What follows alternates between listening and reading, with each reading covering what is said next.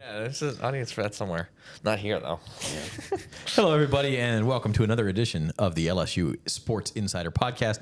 I'm Zach Ewing. That's Reed Darcey and Koki Riley. He was just giving us some financial advice right as we came on the air.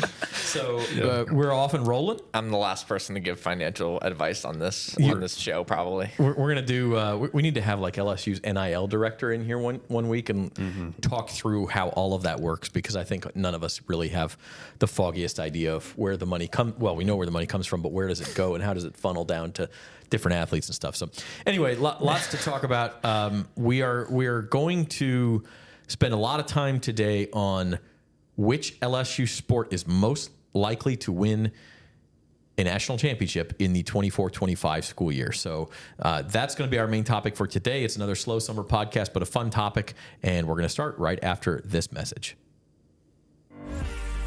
Hoop fans, take the court with Caesars Sportsbook. Place your pregame bets now. Build parlays and same-game parlays, then combine them into super parlays for a chance at greater payouts.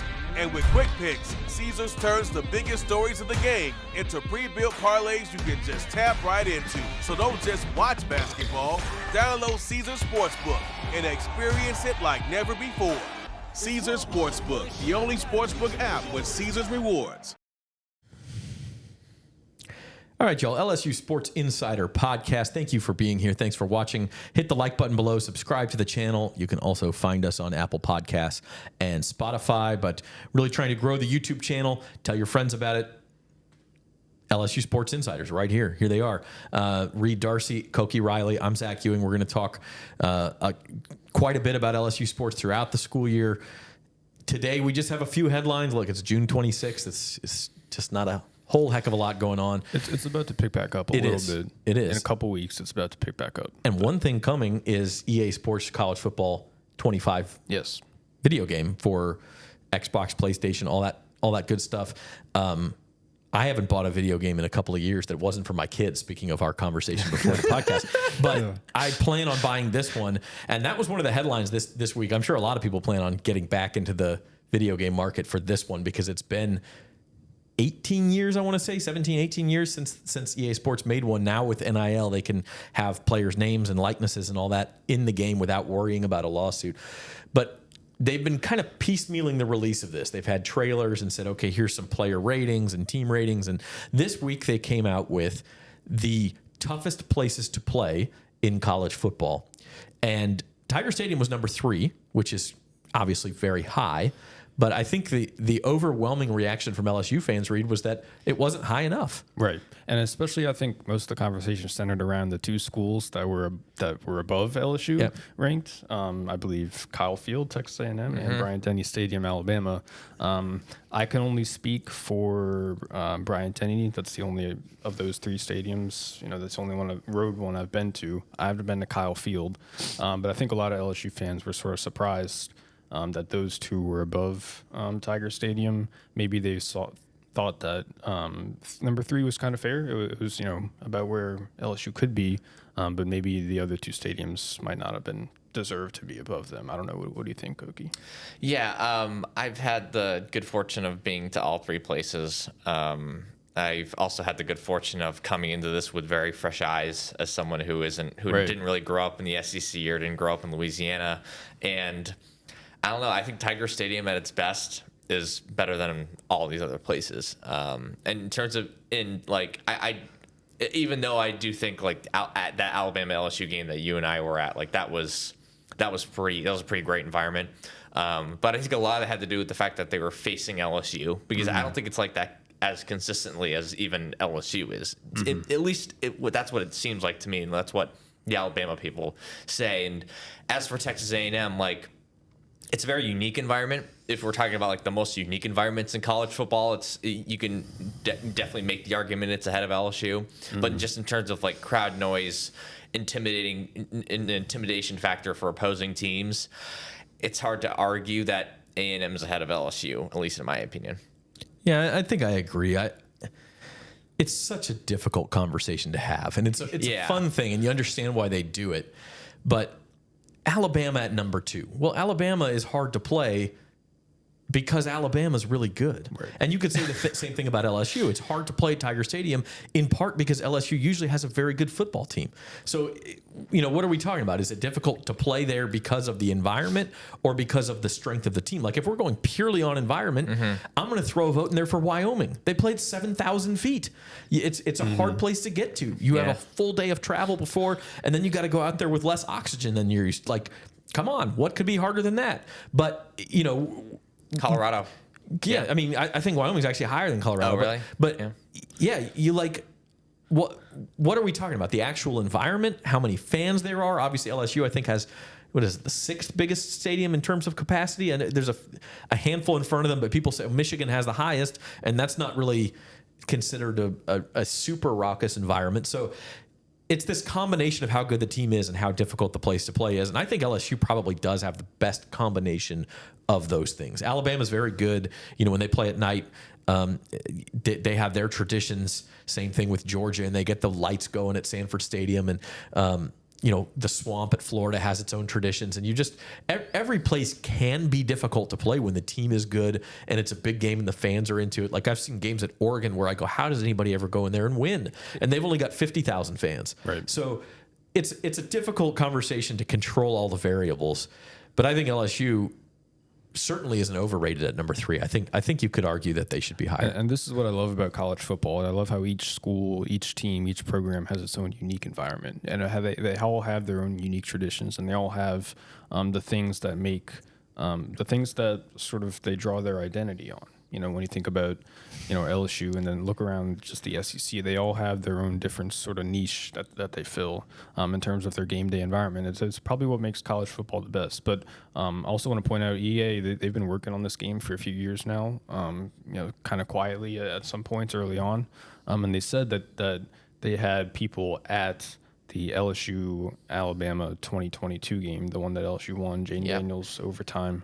They said that they had people at that game measuring the sound or somehow recording the sound of the crowd noise, and so that they could put that actual real crowd noise into the game. And that's definitely, I think, I was at that game. That's probably the best sporting event I've ever been to in terms of the stakes of the game, the closeness of it, and just the crowd, just the environment as a whole.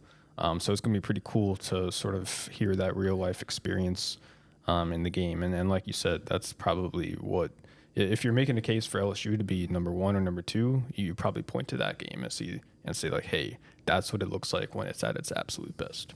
Yeah, I mean, that's the best sporting event I've ever been to, just in terms of like the crowd and the crowd noise and just like the environment of the place. I've never seen anything like it. And to just have 100,000 people all on the same page and all that, I guess, raucous. And there's just like an intensity there that you couldn't really create unless it was Alabama. That's part of the Alabama's a part of this, obviously.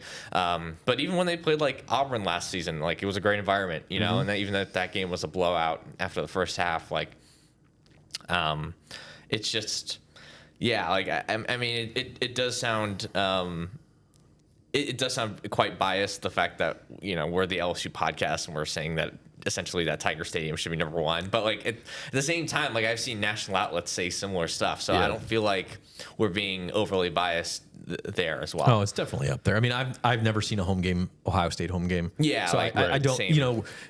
Admitting that we don't have everything to compare it to, LSU's up there somewhere. Like a Penn State whiteout. Yeah. That's on my bucket list. I'd love to see that at some point, but I've never been, so I've got nothing to compare it to. Clemson, Florida State, all these places that, you can tell on TV, like, hey, that doesn't seem like it'd be easy to play.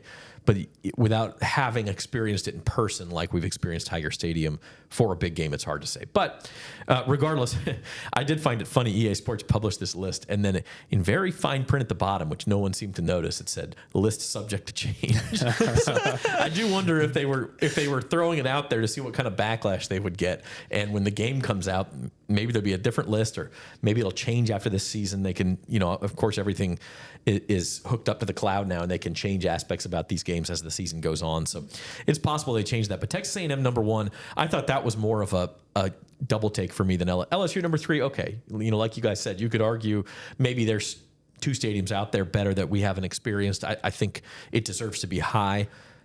Kyle Field at number 1 was a little bit strange. Florida, I thought Florida was like vastly underrated as well. Mm-hmm. Like that's the best road environment I've been to since coming onto this beat. Like it was just, I mean, part of it's just the acoustics of where you are in the press box, but like it was also crazy. Like that place was rocking. Mm-hmm. And as someone who's covered quite a few NFL games, like the Superdome has an open air press box, and so you hear how loud it gets in there. Then you go to, well, let's just say Houston, where it can get loud in the Texans stadium too, but the press box is closed in, and it's seriously 75% less noise for you. Yeah. So it's very difficult to hear that for us. But A&M's like that too. That's why I have trouble having a real opinion on yeah, A&M. we're at Tiger Stadium. A lot of times they'll have the windows cracked open and you can hear it. Yeah. Yes. They don't do that at every stadium. So that's a difference for us from our perspective as well. Exactly. Yep. All right. Other piece of news from LSU sports this week. Trey'Dez Green, Zachary High School. I believe he was originally East Feliciana. He's a Baton Rouge area kid. Finished up his high school career at Zachary. And really was a bona fide two-sport star. I mean, really very tremendously talented in basketball and football, which everyone thought football was going to be where he kind of buttered his bread. He's a 5-star recruit. Commits to LSU as a tight end.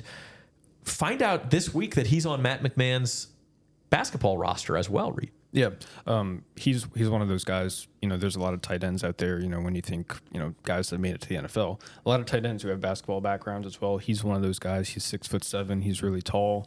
He can obviously jump, and you can see sort of his basketball skills play out on the football field. I've seen him play a couple times. Once at East Feliciana and then a couple times at Zachary. And the way both of those teams used him, they just created mismatches with him lined up out wide. They used him in the red zone a lot and just said, hey, just run a fade route, you know, go up and grab it and come down with the ball. And so his athleticism and his size pops right away when you watch him. You can always tell who he is. So, you know, he's a big-time recruit. He's a top 50 national recruit, depending where you look. He's either the best tight end in the country from his class or the second best tight end from the country in his class. I'm not exactly sure how many snaps he's going to be playing at LSU right away his freshman year, but it is pretty interesting that he's also going to be playing basketball as well. We know that he likes basketball. We know that he really loves it. So it's going to be pretty cool to see him play both sports. I haven't really seen or heard of an LSU athlete do this since I've started paying attention. So it'll be pretty interesting to see how he manages both. It's definitely been a while. I wish we had Rab on here to tell us who was the last guy definitively. I mean, off the top of my head, like Ben McDonald did it. Yeah. And there's definitely like a history of it, but not recently, really. It's harder and harder to do too. Like, you know, my son played travel baseball and soccer this year, and even at age 11. That's a lot. He's missing practices for one. He's missing tournaments for the other. Like, and it's hard for him. You can tell his teammates are improving in both sports, maybe at a greater rate than he is, because he's missing these things. Mm-hmm. And so you just extrapolate that out to. In fact, I believe Trey'Dez Green did not play basketball at Zachary. Am I right in that? I couldn't find any. There was some sort of situation eligibility issue, maybe where he. Okay, so maybe it wasn't his choice. Yeah, it was some sort of But regardless, I mean, it's a very difficult thing to do. It has been done before. I mean, obviously, you mentioned Antonio Gates, who played college basketball, Tony Gonzalez, and then became a great tight end. Jimmy Graham became a great tight end in the NFL. So it can be done to do it both schools. Or both sports at the same school. I think we'll see. You know, I'll be surprised if it lasts all 4 years for Trey'Dez Green, or all 3 years, however long he's going to be at LSU.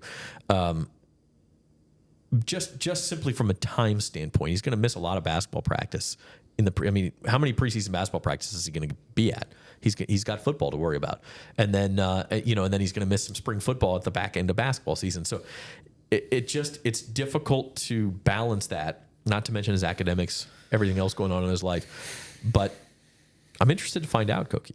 Yeah, no, exactly what you said. And, just being a freshman in college, right? And you're kind of living away from home for the first time. Head spinning a little bit anyway, right? Yeah, exactly. So, like, that's a lot for any normal, regular person, right? And then add, 2 Division I Power 5 sports onto that.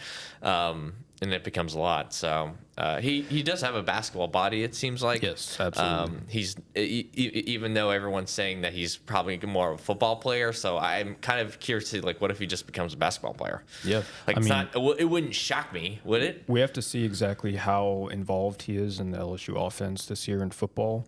Obviously, he has Mason Taylor's the starter, right? But given the new offense, the new play caller, we might see LSU play a little more 12 personnel. Yeah. One back, two tight ends. That could create more opportunities for him. But there's also the possibility that LSU just, he's technically a tight end, but LSU uses him as a receiver. They line him up in the slot, line him up out wide, and most of his snaps are coming as a receiver, and they can use him to create mismatches. And plus, they already have Kamorian Pimpton, Mac Markway, too. Yes. Which he's really the fourth man on that tight end string in terms of the tight end depth right now. So it's going to be tough for him to earn snaps, but I think he's got a chance to get onto the field, maybe in some specialty red zone packages where you can really use his size to your advantage. I think it's interesting as a one-year experiment, and it makes sense. Have him play some basketball in a year in which he may not play a ton of snaps for the football team. Yeah. And in basketball, I have to imagine, I mentioned practice and all these things. The game plan is going to be pretty simple when he's in the game. Lob it up to him, go block some shots, energy. He's not going to play 30 minutes a game or anything. So let's go see what you can do.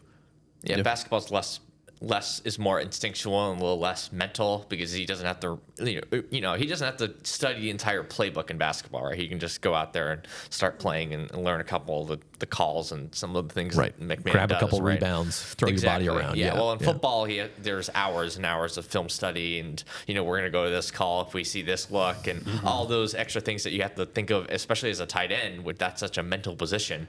So I don't know. It's gonna be a longer learning curve for him with football, even if a lot of people think that's eventually his future. But in basketball, it's probably going to be easier for him to hit the ground running, even though it's his quote unquote second sport, at least according to some people. Yeah. All right. Well, we'll keep an eye on Trey'Dez Green, watching the LSU Sports Insider podcast. And we want to get on to our main topic of the day. If you haven't hit the like button, do so right now. It's right below the video on YouTube. And if you're not on YouTube, get over there and subscribe to the channel. You get access to all of our new videos. Probably have some fall practice. I say fall practice. August practice video. It ain't going to feel like fall out there. Things of that nature up on the channel later this summer as well. Our main topic for the day is, which sport is LSU most likely to win another national championship in this school year? Now, LSU fans been a little bit spoiled, I would say, in your guys' era. In the last 5 years, they've won 5 national championships. In the 110 years of LSU athletics before that, they'd won 47. And I think they've won 52. 32 of the 52 are track, either men's or women's indoor or outdoor track. So only 20 in the other sports combined. So it's not as common as it seems, but they won a women's track title in 2021. They won the football title in the 2019 school year. Yes. And then did not win one the following school year, but then won 2, women's basketball and baseball. And this past year won a national championship in gymnastics. So it's been a great year. They've averaged one a year over the last 5 years. So what could be next? First of all, LSU very successful in just about every sport. I think we have to spend a moment to just kind of talk about how difficult it is to win titles, because it seems like it's happened every year in one sport or another.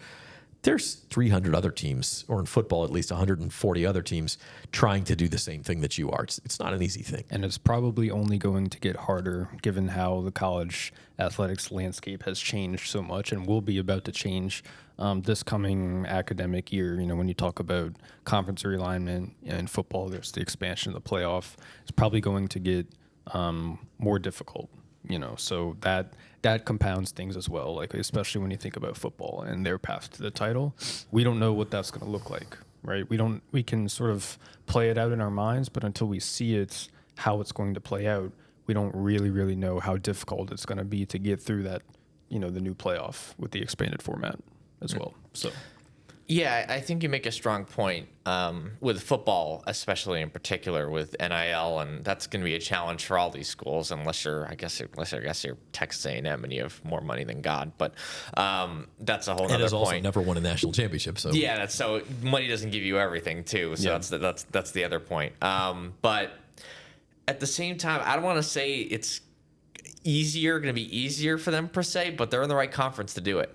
And I think just being in the SEC and being in a conference where every other school is pushing and investing money into it, and it matters, and there's tons of fans and stuff like that. That's important because, like, we look at schools like UCLA and Stanford, for example, right? Those are schools out in the West Coast that have a history of winning tons of national championships and a whole bunch of different sports.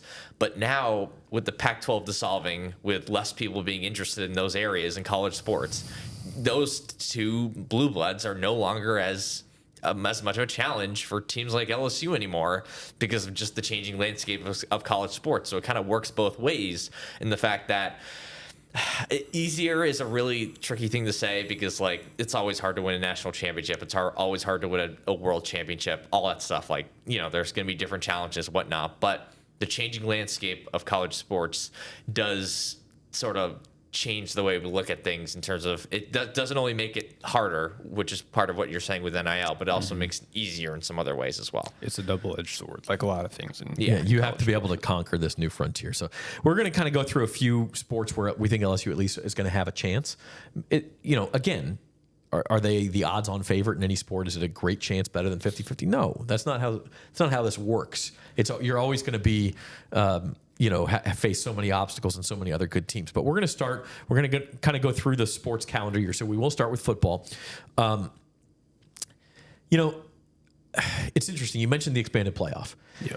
I think if you're still one of those top 4 teams, you may even have – now, yes, you're going to have to win an extra game against somebody really good. Mm-hmm. But that extra game is going to be with extra rest versus that team that's played in that first round. If you're one of the 4 best teams, typically those teams are still going to do pretty well against 5 through 8. Like, I don't know how huge of a difference that makes. Where it makes it possibly a little bit easier is if you can finish. Obviously, you have a better chance of making the playoffs if you can finish in that 5 through 8 range, get a home playoff game. And whereas in previous years you would have been left out, right. Now all of a sudden you've got a fighting chance. So let's talk about LSU. I mean, they're going to be good. Are they going to be national championship good? We'll talk more about this throughout the summer. I think they've got a chance to at least get into that playoff and give themselves a chance. I think the first thing you got to look at is the defense, obviously. What exactly does it look like under new defensive coordinator Blake Baker?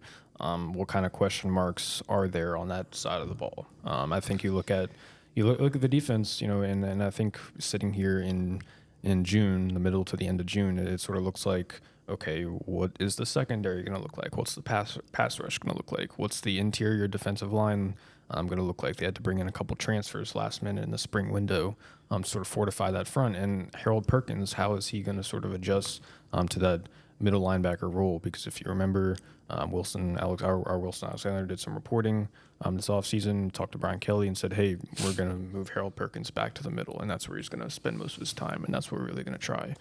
So exactly, we saw how rough it was on the defensive side of the ball for LSU this year. If you want to compete for national championships, you're going to have to improve that side of the ball. And then there's also the offense, which new quarterback, new play caller, what's that going to look like as well? So I think when you look like sitting here right now in June, there's just a lot of questions, and I don't think we have answers to those yet. Yeah, honestly, there's just too many questions with the defense to really pick this team as the next national champion, unless you don't have a lot of faith in some of these other teams. If I'm being totally honest. Unless the defense is going to have to improve a lot for this team to even make the playoff, because they had the best defense, they had the best offense in college football last year, an offense that was good enough to win a national title, and yet they were like the 12th or 13th best team in the country. Probably would have been the first team out of a playoff, a 12-team playoff last year. Exactly. So if you think of that and you kind of bake in the natural regression from the offense, because it's hard to be number one every single year, right? With a brand new quarterback and a brand new offensive coordinator, like you said, then you're going to need leaps and bounds of improvement from the defense, and it's just going to take a lot for that to happen in one season, especially when you have a lot of the same personnel as the year before. In terms of the overall outlook of the program, I think you have a good right to be positive if you're an LSU fan because for sure. Yeah, because of the new coaching staff, because of their recruiting connections on the defensive side of the ball specifically. Yes. And then offensively, just the track record that they've had so far since that group is coming with the Joe Sloans and the Brad Davises of the world. Mm-hmm. Yeah, I mean, the defense can't help but be better, but I'm not so sure the offense can't help but be worse. And that's no knock on those guys, but they've obviously got a great offensive line. For having a new quarterback, Garrett Nussmeier is as sure of a thing as you're going to find as far as just bringing in and replacing somebody. But he's replacing a Heisman Trophy winner. I mean, you can't bet on him to win the Heisman.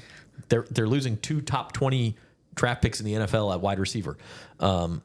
It's just or top. Brian Thomas is what 22nd, 23rd, right up the top, first round picks. Yeah. You you just can't expect that unit to be as explosive, and so any improvement the defense gives you could be counteracted by some offensive regression. I don't know. I think the schedule's favorable, though. Like, if you can beat USC in Las Vegas to open the season, most of the rest of LSU's big games are at home this year. So we talk about that home field advantage.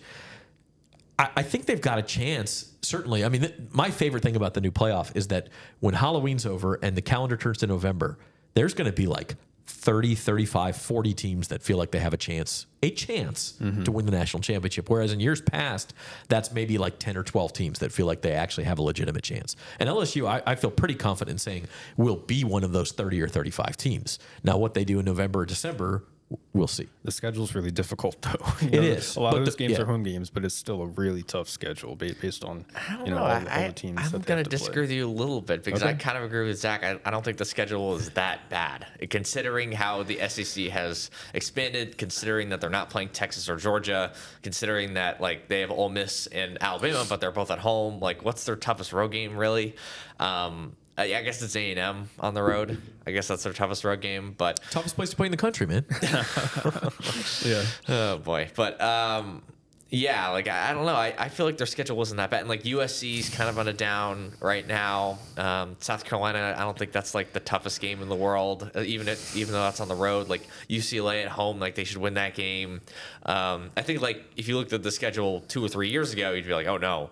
But I think like now that we've seen sort of the roster shake out a little bit, like, I don't know. They've gotten it's not the easiest schedule in the SEC, but there are no easy schedules in the SEC. Yeah, right. I mean, that just doesn't exist. You're going to have 3 or 4 difficult games, but the upshot of that is that if you lose certainly 1, maybe even 2, you can still get in that playoff with a couple losses now at 10-2 with an SEC schedule. So there's some margin for error, and I guess to my point, Reed, I don't see a game if we're talking about national title where they've got to be at minimum 10-2, if not 11-1, and then maybe playing in the SEC championship game.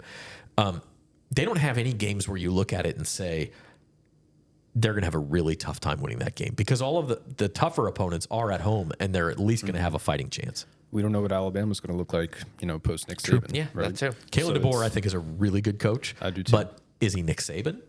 Yeah.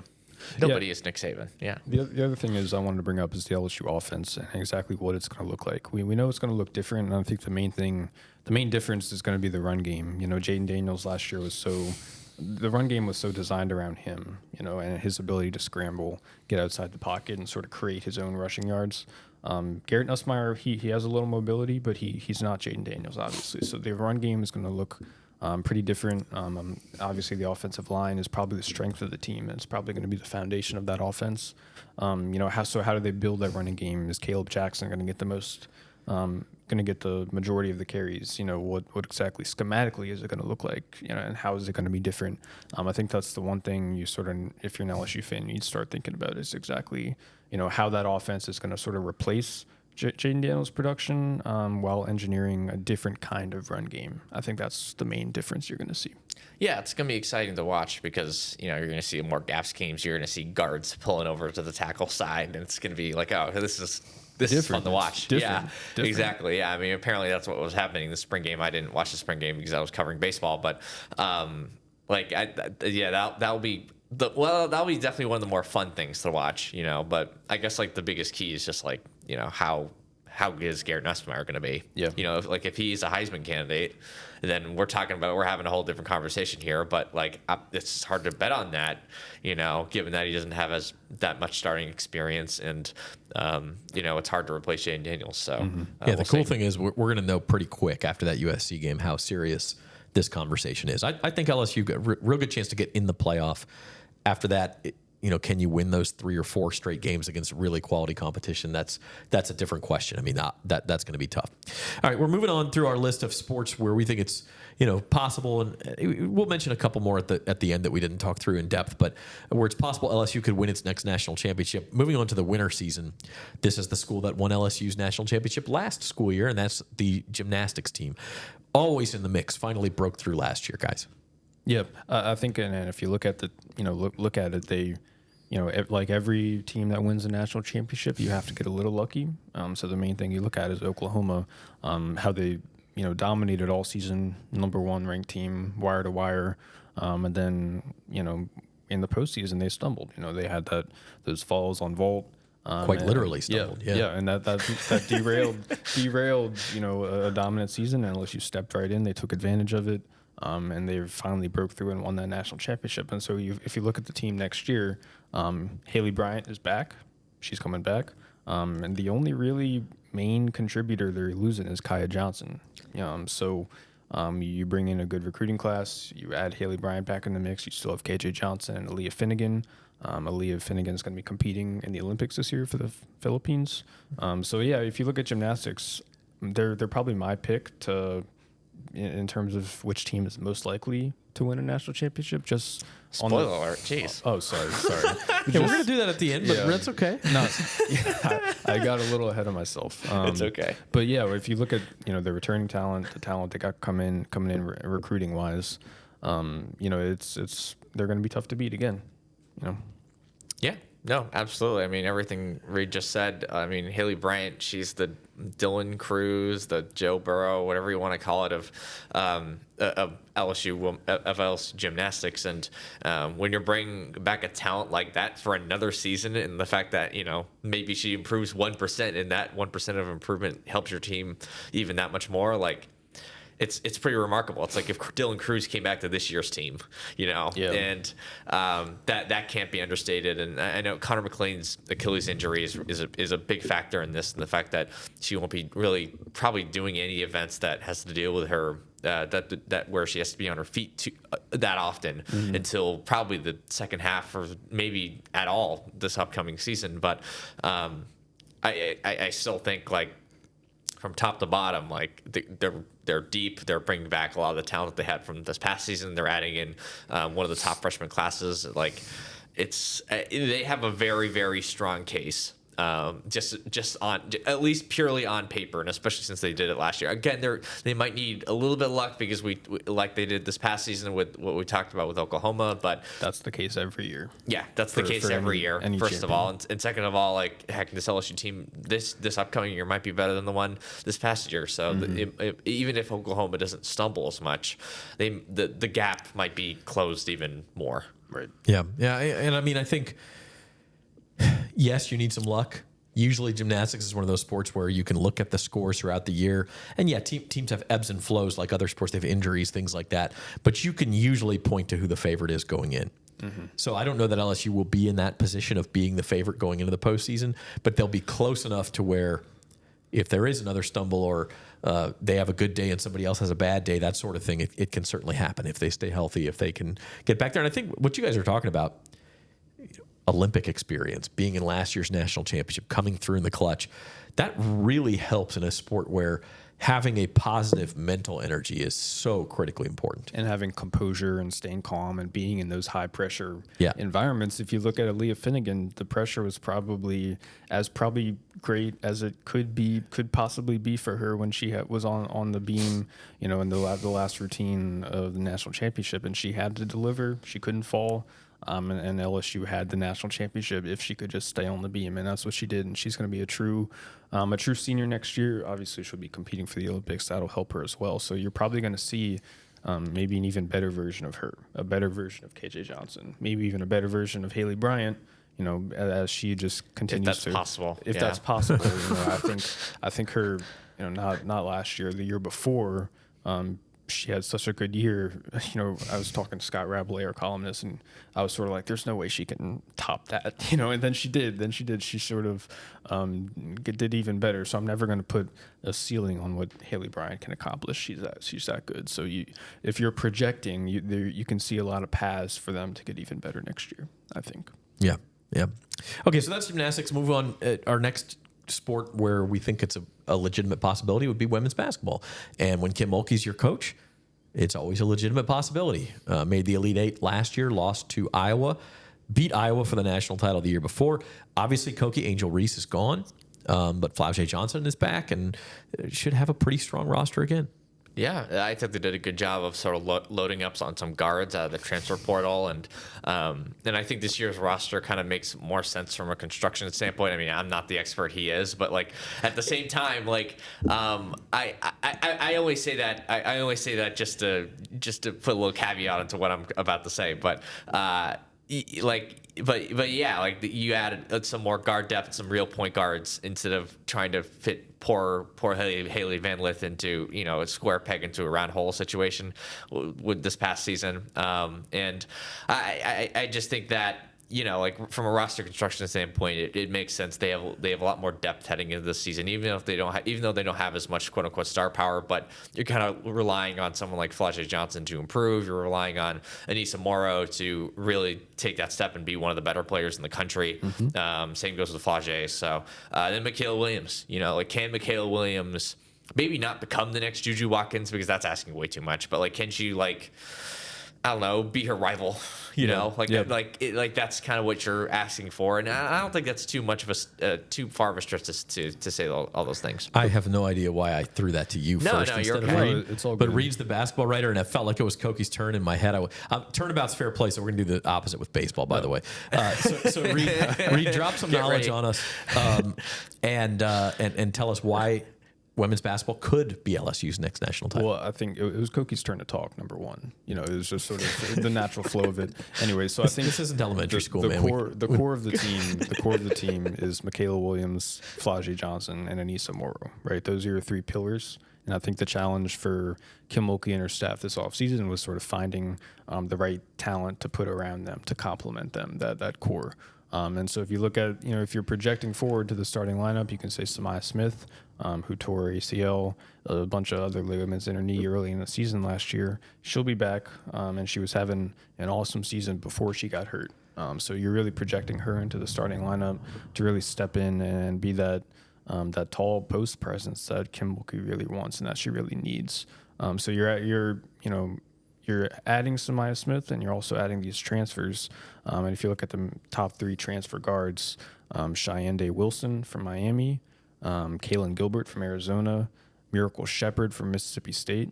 And on top of that, you still have last year Poa coming back. So those four guards really give you a lot of different kind of looks, a lot of different skill sets. And they really give Kim Mulkey lots of different options for how she wants to sort of fix her rotation around her three stars.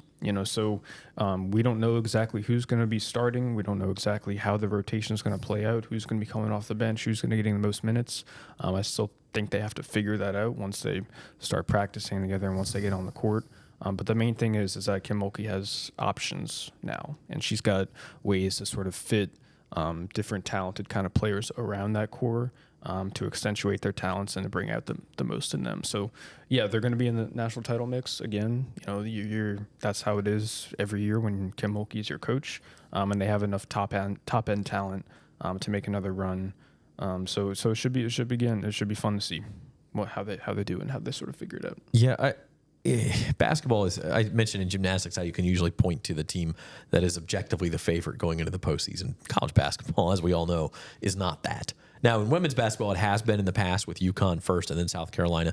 But I think we're entering this era of parity now where, yeah, South Carolina's going to be very good. Yes, UConn's going to be very good. We know they're going to be contenders.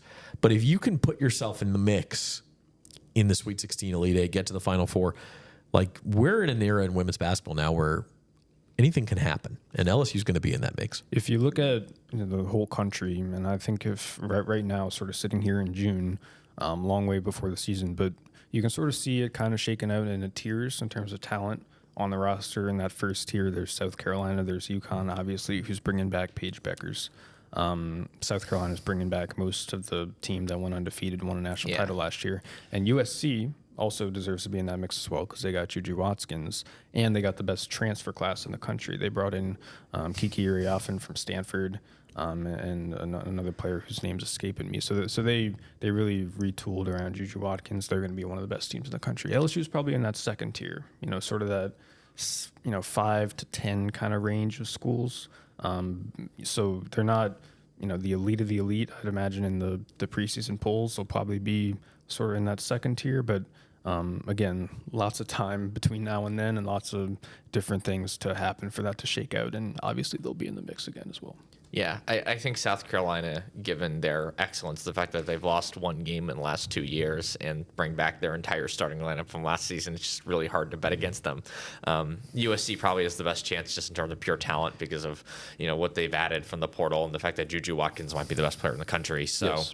And UConn's going to be in the mix, and LSU's going to be in the mix. But they're in the mix. I wouldn't say they're like the favorites, right? And it's just so hard to bet against South Carolina. South Carolina is just. Yeah, like they're such an obstacle, I guess, and LSU hasn't beaten them since Kim Mulkey's come here. So they've come close quite a few times, but it's just, they're just so well coached and so well put together roster wise. And I should also point out that the SEC is going to be tougher this year as well, because you've got Oklahoma and Texas coming in. Texas is going to be really good as well. They had one of the best freshmen last year, Madison Booker. So. They're going to be on the radar as well. Oklahoma, they added Oregon State transfer Reagan Beers, so she's going to help them sort of compete in the SEC as well. And then if you look at a team like Kentucky, they hired Virginia Tech's coach Kenny Brooks, who's one of the best coaches in the country, and brought in that Virginia Tech point guard, who LSU fans might remember, Georgia Amore, to sort of lead that team. So the SEC is going to be better as well. It's going to be a tougher path. And Texas made the Final Four, right? Texas? Yeah. No. Yeah. No, they didn't make the Final Four, but they were the one seed. Yeah. They were one seed. They were in the Elite Eight. Yeah. I mean, and again, every sport's a little bit different. Having a tougher SEC can actually help you in basketball because you can get a better seed if you do well, and you can get into the tournament even if you don't do as well. So that's double-edged sword too. I mean, I just think you come back to Kim Mulkey's going to have her team in the mix, and I think they're going to be in the mix. I'm sitting here talking about parity, and South Carolina went undefeated last year. So you're right, Koki. There is, again, this is not going to be easy for anybody. Yeah. So we'll move on to the spring season, and the last team we're going to talk about, and again, track and field, LSU track and field, always very strong. Beach volleyball has been in the national semifinals a few times in the last few years. They're going to have a chance. This is not meant to be a comprehensive list. We're just kind of going through where we think it may be most likely. So not meaning to slight anybody, but the last sport we're going to talk about, we could have talked about softball as well. They were top 10 in the country last year. We're going to talk about baseball, and that's 7 national championships for LSU baseball. Won it 2 years ago. This year, Reed. Yes. We're skipping Koki for now. Turnabout's fair play. My sport, baseball. Big baseball guy over here. This is more of a general observation, though, than a specific baseball thing. LSU struggled as badly as they could have. I mean, they played about the 3rd percentile of what they were capable of playing all year. Mm-hmm. And still, when they got into the tournament, gave North Carolina, which ended up making the College World Series, everything it could handle in a regional. Had they won that, they were going to be favored in a super regional. They would have been back in Omaha. Once you get to Omaha, I don't know if they would have been favorites, but anything can happen. This was a team that they took 2 out of 3 from Texas A&M, who was the national runner-up. As poor as they were all year, still had a chance. And now they're going to go reload. Yeah, and if you look, I think out of all the teams we talked about, gymnastics, women's basketball, baseball, they're probably losing the most talent. And the Koki might disagree with that, but they're losing Tommy White. You might lose Jared Jones. You might lose Griffin Herring. So there's a chance that they'll have to replace a lot of talent from this year's team, and that's going to be the number one challenge. But like you said, they've been attacking the transfer portal. They've got some recruits coming in. Again, their recruiting class is one of the best in the country, depending on how some of the draft stuff shakes out. And we've seen Jay Johnson and his staff sort of, we've seen them cobble together something and take a team that was really struggling and get the best version of itself, get itself playing its best baseball when it matters the most. So again, Jay Johnson, he's got the national title, right? He's got that on his resume. So you sort of see kind of a similar conversation that we kind of have with Kim Mulkey. Like, you have Jay Johnson, you're probably going to be in the mix as well, because you're going to have a talented team and you're going to have one of the best coaching staffs in the country as well. But I don't know if you agree with the whole replacing talent kind of part, Koki, but that's the first place my mind went to when I thought about baseball. No, I think you're exactly right, Reed. I think if this team can get Jared Jones and Griffin Herring back, I think that obviously improves their odds tenfold. But like, they've added 7-8 guys from the transfer portal, and I still don't really know who's going to play third base for this team next year. There's just there are questions. I don't really know where their left-handed pitching depth is going to come from. I still have question marks at catcher. So this team still has plenty of question marks, even if you include at some specific positions, even if you include the freshman class that's coming in, and it's hard to rely on freshmen, right out of the gate like that, especially in college baseball. I just think that they've made some nice additions out of the transfer portal, but in terms of this roster is in a bit of a transition point right now, and even a philosophical transition point in terms of how they're building it. Right, they're leaning even a little bit more heavier into the portal now than they have in years past. They've lost some more guys in the portal than they have in years past this past year, and that's not saying that they can't win it next year. They definitely can, because college baseball is kind of the opposite of these other sports that we're talking about, where it's with the football team, they're really good, but it's hard to argue against Ohio State and Georgia, right? Yeah. Or with the gymnastics team, they just won the national title, but it's hard to argue against Oklahoma. And same goes with women's basketball in South Carolina. But there's not really that team in baseball that you can look at and be like, well, it's hard to argue against them, especially since A&M probably would have been that team, and then Jim Schlossnagle took his bags and went to Texas. Yeah. So I could do a whole podcast on that. Oh, that was crazy. That would be a great podcast. Ranking the craziest college sports coaching moves in the last 4 or 5 years. Yeah, that would definitely be up there. I want to let you finish, but it just as an aside of that, it's one thing to leave for your rival right after you led the team to the brink of a college national championship. It's an entirely other thing to basically get angry at a reporter the night before for even asking for and instead of just saying something like, he could have very easily said, hey, I'm just talking about the Aggies tonight. We're just, I don't want to, that's all for later. Don't want to get into that, and just brush it off, rather than to insult the reporter and act like it was beneath you to even ask the question, and then take the job the next day. So anyway, Jim Schlossnagle, it was interesting decision. Wild story. Yeah. Just wild story in general. It's hard to believe it played out like that. Yeah. It's crazy that he would put himself in that position when he knew that's what he was going to do. But anyway, Koki, go ahead. Yeah, with stuff like that happening, no one can complain about the transfer portal or NIL, in my opinion. But anyway, that's a whole other conversation. But with this baseball team, it's just I think if they get Jones back and they get Herring back, you could argue that they have the best left-handed pitcher and the best power hitter in the country on the same team. You could make the case, right? And then if a couple of good things happen, and if you get a couple things go your way with some of the transfer portal guys, and whether that's at the plate or on the mound, then all of a sudden you got yourself a heck of a team. But we don't know about Herring and Jones right now. They could easily lose both those guys, and now you're in a point where you don't really have any star pillars, and you still have some question marks at a couple spots offensively and on the mound. So this is sort of a hard question to answer because of just the fact that we don't have to draft yet, and the roster's still very much in flux. I did this calculation the other day. They really only have 16 guys who are locked into next year's team. They got to get up to 40. And there's maybe another 18 guys who are kind of on the who are probably going to be on the team, but I'm not 100% sure either. So it's that doesn't include Jones and Herring. So and that's kind of where the state of the roster is right now. So it's really hard to say for sure. But they have a chance just because baseball is so unpredictable, and the fact that there's no super team favorite every single year in that sport. Yeah, of all the sports we're talking about, this is obviously the one we're the least sure of what the roster even looks like next year. So TBD on that, but I think they'll be in the mix. And as you said, like Tennessee was the first number 1 seed to win the College World Series, I believe, since Miami in 1999. This has been literally 25 years since the number 1 seed in the NCAA baseball tournament won the College World Series. It just doesn't happen. So, like Wake Forest had that great team 2 years ago when LSU won it. They only lost 6 games all year. LSU had a team where they only lost 4 games all year, I think in 2017, and lost to Florida in the finals. So just because you have a great team does not mean you're going to win the baseball title, but I do think LSU will be in the mix.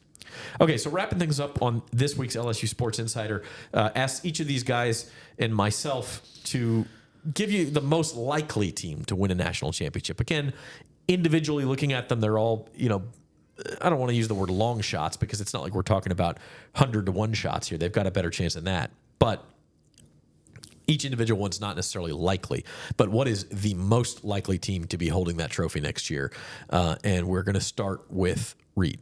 Well, I'm not a professional broadcaster here. If I were, I probably would have waited until now. You spoiled it already, so we're starting with you. So sorry about that. So gymnastics, given the returning talent, given Haley Bryant, she's back. Given their pedigree, the situations they've been in before, their experience, and given the talent they're adding, freshman class, and given what we think we could expect to get from Connor McLean as well, even though she tore her Achilles recently. I think they've got the best shot. If you look at a team like Oklahoma, and Florida even, they're always going to be, contending. But like you said, Koki, I think that gap might have gotten a little smaller, and so it might be even more likely for LSU to win a title next year than it was this year. Obviously, things still have to break right. But if I look at football, and if I look at women's basketball, and I look at baseball, I think out of those 4 teams, gymnastics probably has the best shot out of all of them.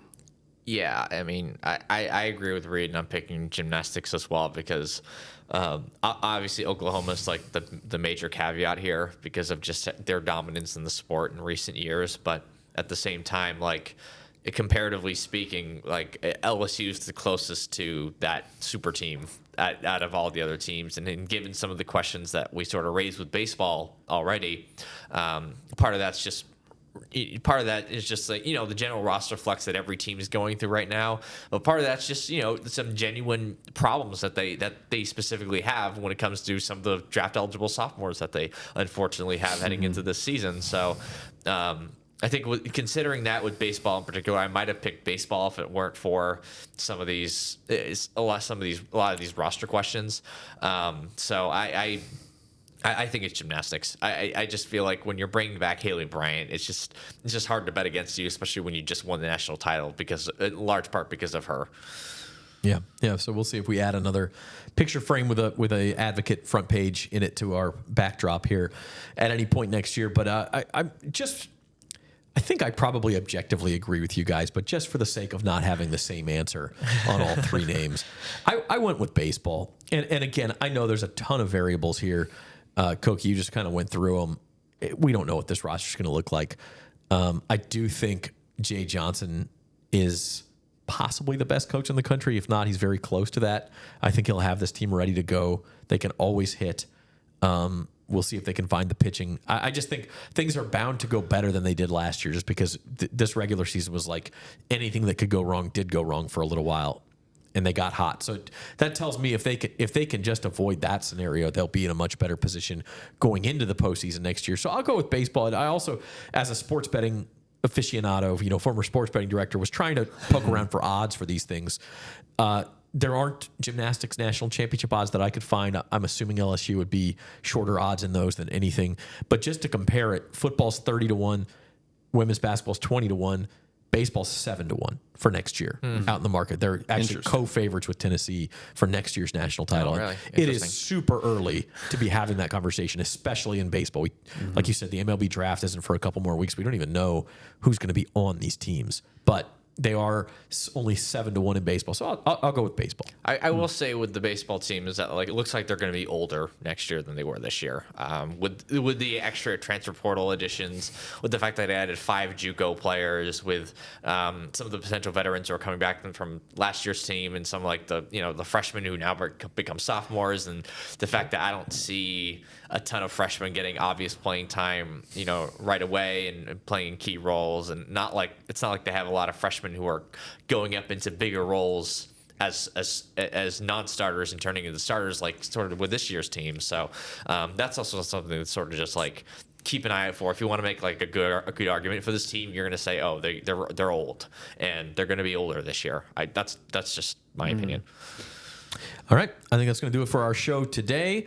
Our thanks to Koki Riley and Reed Darcey for stopping by and dropping some LSU Sports Insider knowledge. You can find us on the LSU Sports on the Advocate YouTube page. Subscribe to the channel. You get all our new videos. Like I said, probably get some practice videos in there when football practice starts up as well. All sorts of good stuff coming your way. And you can also find us on Apple Podcasts, Spotify, and wherever finer podcasts are found. I'm Zach Ewing. Alex Lee is our producer today. Again, that's Koki Riley and Reed Darcey. Thanks for watching, everybody.